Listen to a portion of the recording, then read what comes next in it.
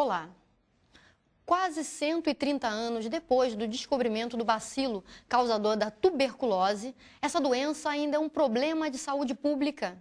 22 países, inclusive o Brasil, são responsáveis por 80% dos casos existentes da doença no mundo.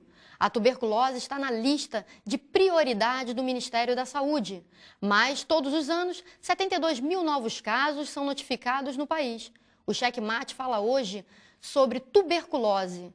Porque uma doença que já afetava a população antes do século XIX ainda faz vítimas fatais nos dias de hoje.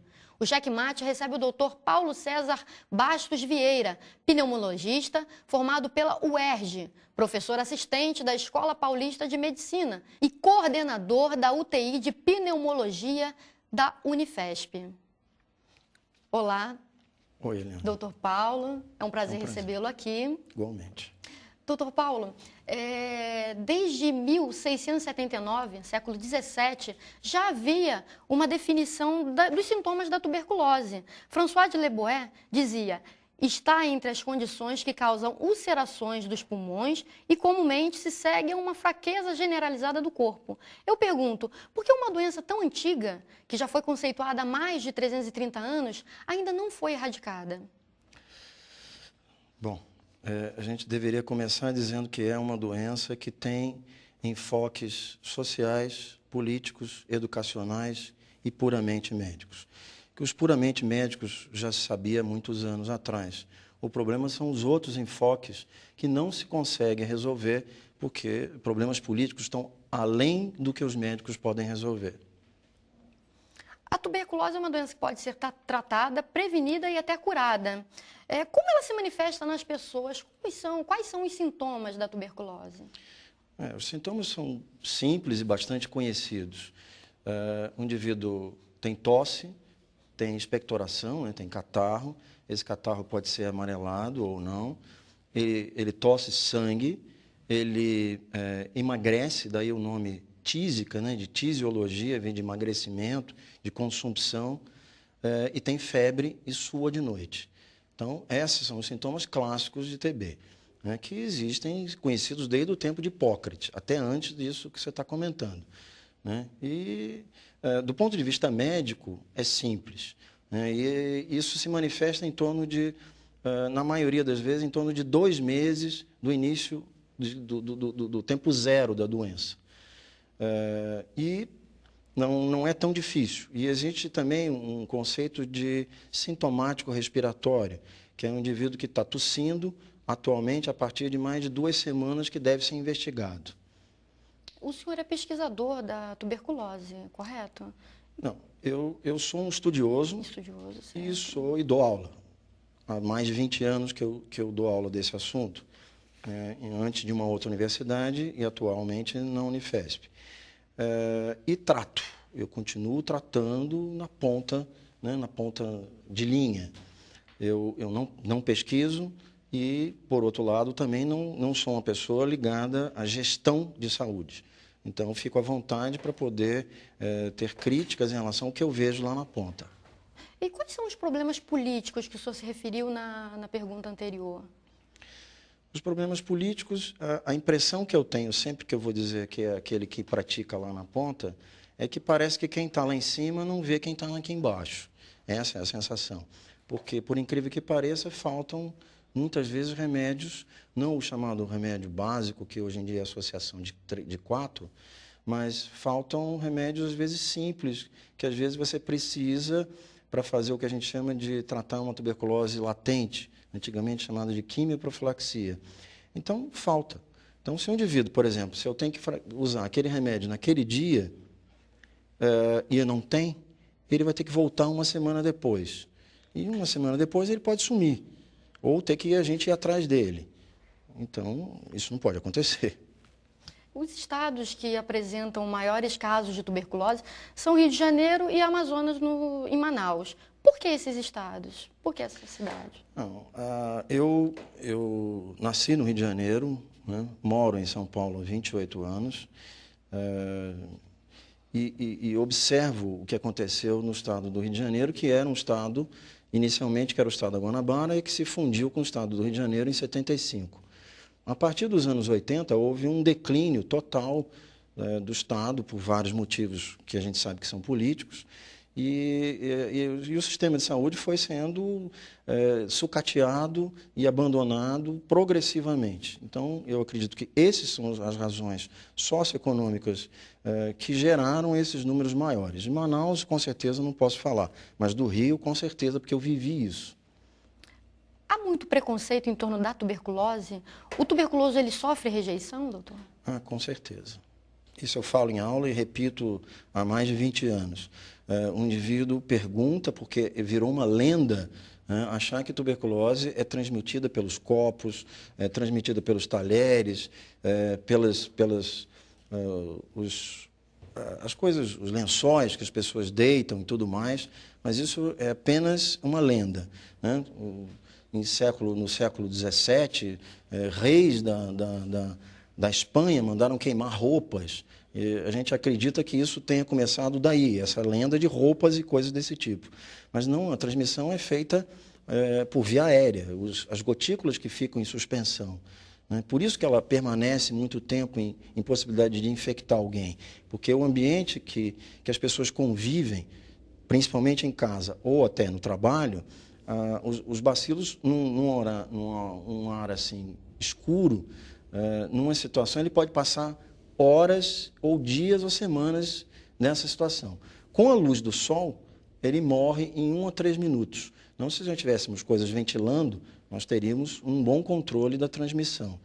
Porém, essas coisas do passado permanecem ainda com um indivíduo que é quase um indivíduo pegajoso, que pode transmitir para os outros dessa maneira. Eles não sabem como é que se transmite a doença. É pela falta de informação, Exatamente. Eles sofrem rejeição. Exatamente. Quais são os grupos de risco? Como é o tratamento da tuberculose, doutor? Começando pelo indivíduo que tem o HIV, né, a SIDA, a AIDS, a síndrome da imunodeficiência adquirida, 15% desses indivíduos que têm tuberculose podem ser portadores de HIV. Né? E 7% dos HIV vão ter tuberculose. Esses números vêm se mantendo estáveis há muito tempo. Então, a AIDS é uma doença que é essencialmente ligada hoje em dia à tuberculose, por mecanismos específicos de defesa. Um indivíduo diabético, um indivíduo que usa cortisona, que seriam corticoides, baixam a defesa. Modernamente existe um remédio para tratar artrite reumatoide, que baixa a defesa da pessoa e é bastante significativa a possibilidade dele desenvolver tuberculose. Pós-quimioterapia de câncer. Então, como é um bacilo que pode ser adquirido muito cedo e permanecer dentro da gente a vida inteira, com uma queda de defesa no futuro, ele pode ter tuberculose. Então, a gente tem uma historinha que a gente diz, uma vez tendo TB, a vida inteira ele pode ter de novo. E como é que é o tratamento da tuberculose? O tratamento cada vez se tenta ser mais simples. Quando eu comecei a trabalhar com isso, era um ano inteiro. Né? A partir de 1980, começaram 6 meses de remédio todos os dias e continua assim, com 6 meses de tratamento. Existem estudos para tentar diminuir isso aí, mas eles ainda estão na fase de estudo. O comprimido, hoje em dia, ele se junta às 4 drogas num só, que facilita. O comprimido é bem grande, as pessoas reclamam que ele é comprido e grande. Agora, essas são as formas simples, né? O tratamento... Agora, o problema é que o indivíduo abandona. O abandono está em torno de 9%, 10%. Aí as formas mais complicadas e resistentes vão acontecendo, os remédios vão... O tempo vai aumentando, os remédios vão aumentando de quantidade, passa a ser injetável e a coisa se complica, que é uma dificuldade que vão permanecendo a doença do jeito que a gente tem. O senhor falou que em torno de 9% de abandono do tratamento. Eu tenho aqui uma pesquisa que diz que são 12% de abandono. O que faz o paciente abandonar? Então, esses números, por exemplo, eles primeiro variam, você comentou esses números, mas assim, a média do último que eu tenho, os números que chegam a nós demoram muito até eles consolidarem. Isso é uma crítica que eu coloco, né? Nós que trabalhamos na ponta com isso, recebemos esses números com um certo atraso. O número que eu tenho é de 2006. Né? Esse número de 12 é o que eu tenho de 2004, falando em 12%. Então, eu acredito que o meu esteja um pouquinho mais atualizado. mas eles variam de 6 até 18, absurdamente Tá na 18. média, né? Então, depende, justamente, isso aí é uma média, 9% é média.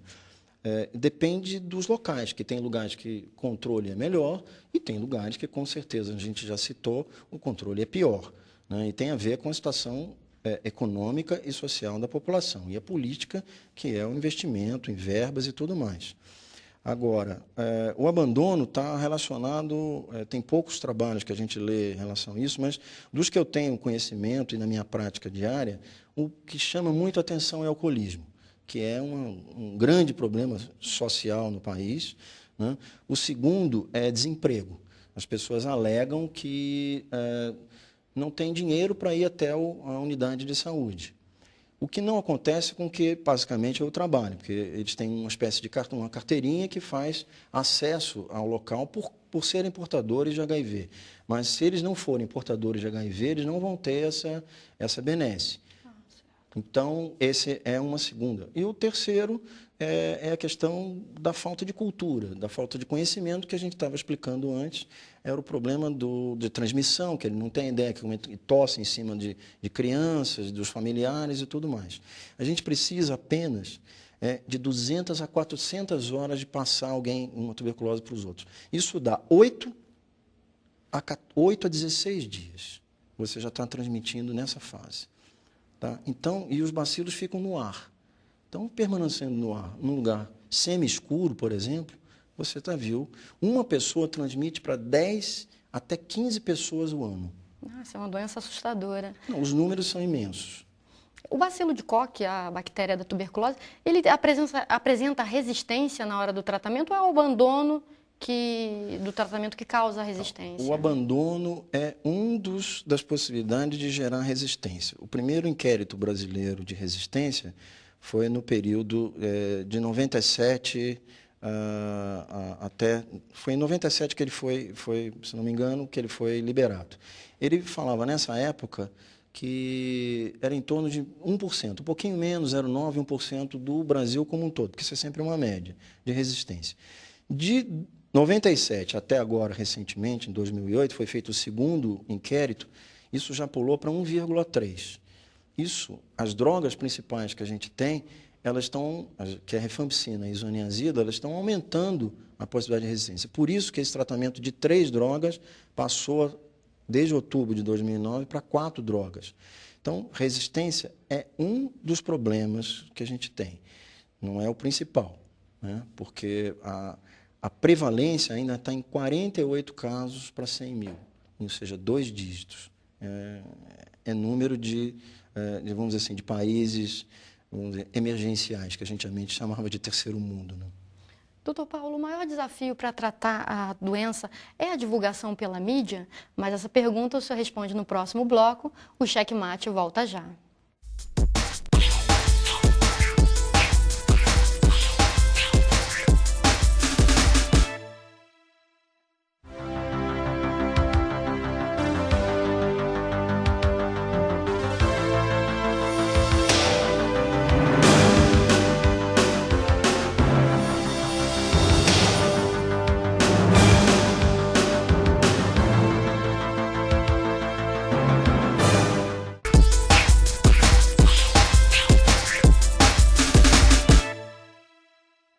O Cheque Mate está de volta com o Dr. Paulo César Bastos Vieira, professor assistente de pneumologia da Escola Paulista de Medicina.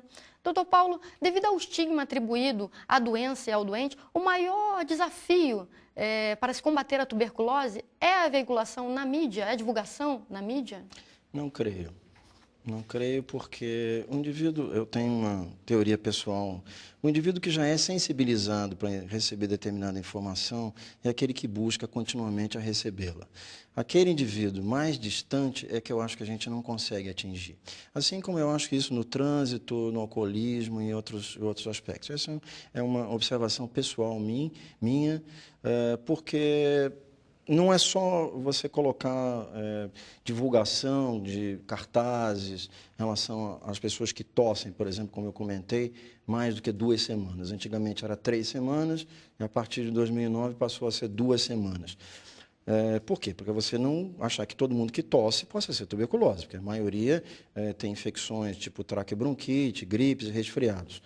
Mas esse tipo é um indivíduo que, na minha opinião, ele já está sensibilizado, né? Porque eu sou formado há 32 anos e eu tenho uma observação orçamente pessoal. A gente precisa ir buscar mais as pessoas, né? E buscar as pessoas deve começar, na minha opinião, na questão da escola, né? E educação, assim como saúde nesse país, é um grande problema, né? E eu acho que serve para político se eleger, porém, na hora de resultados, os resultados são pífios. O Brasil formou em 2004 uma parceria contra a tuberculose, a Stop TB Brasil. Na época tinham 32 parceiros, hoje são 84 parceiros ativos. O que melhorou com essa parceria de lá para cá? Não, eu acho que esses parceiros que contribuem, quem poderia responder com certeza é o pessoal que mexe diretamente na gestão, né, se entra dinheiro. O que eu sinto na ponta é que as coisas não são tão assim. Acho que faltar remédios, né, no local onde eu estou, que é um lugar de referência, é absurdo. Eu só diria isso. Saiu na mídia um estudo coordenado pelos Centros de Controle de Doenças dos Estados Unidos, e esse estudo ele aponta que dá para reduzir o tratamento da tuberculose de 6 para 3 meses. Como é que está esse tratamento? Como é que ele é realmente eficaz? Então, isso aí é tudo experimental. Saiu um estudo agora, ou está sendo levado, apresentado no congresso que é da American Thoracic Society, num grupo brasileiro, que é lá, inclusive, excelente, da UFRJ, sobre esse tipo de um tratamento menor, mas para a quimioprofilaxia, que se chamava antigamente, hoje em dia mudou para tratamento de tuberculose latente. Mas o tratamento reduzido ainda é no nível experimental, nada para... Se a gente não consegue resolver com 6 meses, imagina se a gente não vai tentar reduzir ainda mais o tratamento. As pessoas somem, né? Então, no meu dia a dia, eu vejo coisas absurdas, de faltar, às vezes, um motorista para ir atrás do paciente. Falta a gasolina do viatura, e outro dia não tem viatura. Então, assim, a gente que vive na ponta, tratando isso, no centro de referência que eu trabalho, é quase absurdo. Então, a sensação que eu tenho é que a gente está numa ponta e as pessoas numa ilha do outro lado, lá em Brasília. Certo, e falta medicação também? Falta medicação, a chamada simples, não essa medicação associada. Mas a simples, eu preciso, por exemplo, para um indivíduo tem um peso muito baixo e eu quero recalcular, ou então se ele tem uma resistência. Lógico, eu vou conseguir essa medicação um tempo depois, mas esse tempo que eu considero, ele pode sumir, ele pode não aparecer. Então, você tem que mobilizar uma equipe de saúde para ir atrás dessa pessoa. Mas esse diagnóstico tardio de 6 meses para obter um resultado, ele causa mortes? Ou... Não, a verdade é assim, o exame de escarro, ele é feito... ele demora, se a gente for fazer só... Eu disse 6 meses, mas são 2 meses. O exame de escarro demora 40 minutos para ser feito, lógico. Se ele for fazer um monte deles, ele vai ter vários dias para poder liberar o exame. Isso que normalmente acontece. Agora, existem casos, isso dá 50% dos casos de tuberculose, que são escarro positivo. Esse é o primeiro indivíduo que a gente tem que ter atenção epidemiológica, que é um indivíduo que está transmitindo por outro. Como eu falei, um indivíduo em um ano transmite de 10 a 15 pessoas novas. Então, você multiplica, vai em progressão geométrica. E se a gente tem outros exames, que são a cultura, que são os casos que os escarros são negativos, essa cultura é que demora. Né? Um exame clássico, que é cultura chama-se Lowenstein-Jensen, ele demora de 30 a 40 dias, não menos do que isso que a gente consegue. E o que existem outros que tentam diminuir esse tempo, inclusive esse que você está comentando, porém, você vai ter também um investimento muito caro em equipamentos. Né? Nós estamos lidando com uma doença que aparentemente é lidada com pobres, né? Com a grande massa de população. Isso não é exclusiva, mas são pessoas que são simples e pobres. Então, o acelerar de um exame vai ter um impacto, eu imagino, parcial. O senhor citou bastante a educação. Como nós poderíamos inserir na educação da população o tratamento da tuberculose? O senhor como professor, quais seriam essas soluções? Eu sou entusiasta de educação, então trabalho com isso. E eu acho que as coisas, se a gente investisse maciçamente em educação básica... No geral, a educação no geral básica, seria isso. Com ensinamentos básicos, inclusive de trânsito, de convivência, né? Primeiro, pagando melhor um professor. Essa é a primeira coisa. Segundo, pegando esse professor e dando qualidade para ele poder fazer estudos fora e tudo mais, como o Chile vem fazendo. E, a partir disso, inserir essa criança o dia inteiro numa escola. Ele precisa de dinheiro, né? E não o que a gente lê. Né? Eu estou falando como um cidadão, como um indivíduo que vê com uma doença que é social, que é basicamente uma doença social. Então, se pegássemos essa criança e colocássemos o dia inteiro na escola e dentro de um currículo ensinar também prevenções em relação à higiene, coisas desse tipo, aí a gente poderia mexer mais. Aí o impacto, com certeza, eu imagino que fosse melhor. Agora, a doença vai permanecer sempre, porque é uma doença que tem 10 mil anos, né, que vive dentro do ser humano. Então, no primeiro mundo, 1% só de mortalidade acontece no primeiro mundo, e 99% de mortalidade nos países pobres. Então, assim, o primeiro mundo não conseguiu extinguir, mas ele está sempre de olho, tentando resolver com invenções, por exemplo, desse exame que a gente comentou ainda há pouco, de fazer um exame de 2 horas. Para eles, talvez seja muito bom. Para nós, com uma quantidade de gente que nós somos o 18º de 22, acho que o resultado vai ser muito pequeno. Só para você ter uma ideia, na Índia, que é o primeirão de todos esses 22, nós falamos em 72, 82 mil casos ano. Na Índia, 1,5 milhão de pessoas são doentes todo ano, com 500 mil mortes. É um negócio assim, em números astronômicos. Na educação, em termos de políticas públicas, o que falta? Eu acho que os programas são muito bem feitos, porque quem está lá em cima são pessoas competentes. Né? Eu conheço de congresso, de conviver ou dentro da universidade, e uma pessoa bastante conhecida que está lá, é uma pessoa que luta por isso há muito tempo, né? Mais velha que eu, e eu admiro demais por isso. Agora, os programas são muito bem feitos, a notificação da doença também, o papel é simples para ser feito. O que muda é lá na pontinha, essas coisinhas de aplicação da verba. Essa é a minha crítica pessoal, porque eu trabalho lá do outro lado, né, também. E o outro lado, que deveria se ter em comunhão total, era um investimento em educação, para que as pessoas melhorassem também de condições de distribuição de renda, para que possam morar em condições melhores. Então, nós estamos falando de uma coisa muito mais ampla do que somente um lado médico. E por isso que a gente não consegue controlar tuberculose na situação. 30% da tuberculose do mundo está nos países chamados emergentes, 65% nos pobres. Então, África e Sudeste Asiático. E somente 5% nos outros, nos ricos. Né? Quer dizer, é perverso o negócio. Quem tem mais dinheiro tem menos tuberculose. Quem tem menos dinheiro é 65% dos casos, e onde morre mais. Doutora, a transmissão da tuberculose ela se dá pelo ar de pessoa a pessoa. Né? As recomendações são para que as pessoas evitem aglomerações, lugares fechados. Mas hoje em dia é basicamente impossível escapar de um metrô lotado, de um ônibus cheio, cinemas, teatros. Existe a vacina para crianças, a BCG. Não seria possível haver também uma vacina para os adultos e para as pessoas que estão dentro do grupo de risco? Checkmate. Bom, então vamos por etapas. A primeira coisa é a questão da transmissão. Como eu comentei ainda há pouco, que a gente, para passar tuberculose para alguém, você precisa ter uma convivência mais assídua, mais contínua.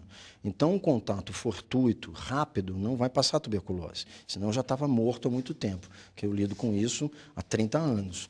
Então, a situação você precisa de 200 horas ou 400 horas. Isso dá 8 a 16 dias. Então, você precisa, se for em casa, é o mais comum.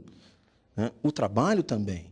Tem casos descritos dentro de igreja, Cito que ia no mesmo dia, alguém tossindo na nuca, e ele foi e pegou tuberculose. Em ônibus escolares, na década de 50, nos Estados Unidos, em um submarino famoso, em 1968, a tuberculose passou pelos dutos de ar-condicionado, né? De 300 e poucos tripulantes, 100 e poucos pegaram tuberculose, né? Porque conviviam.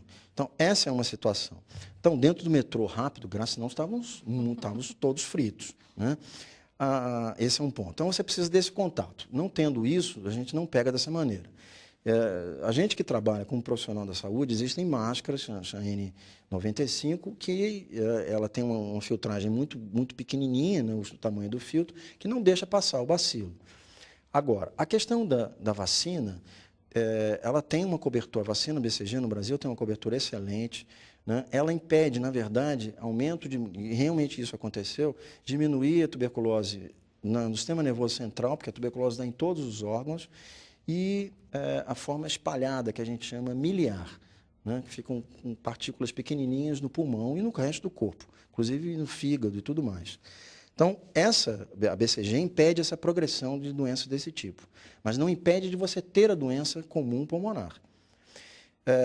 Já está demonstrado que já existem resistências ao bacilo que é modificado para fazer o BCG. Então, os estudos modernos que estão sendo feitos de genética, de modificar a BCG para fazer assim, específica para se você tiver uma resistência naquele país ou naquele estado, assim por diante. Mas isso está em andamento. Então, e vacinar adulto, foi provado que não modificou a incidência e prevalência. Então, isso foi abandonado. No início dos anos 90, se tentou fazer isso, mas se provou que não adianta.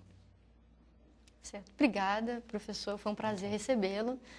Hoje, o Checkmate abordou o tema tuberculose no Brasil, com o Dr. Paulo César Bastos Vieira. Obrigada pela audiência. Até o próximo programa.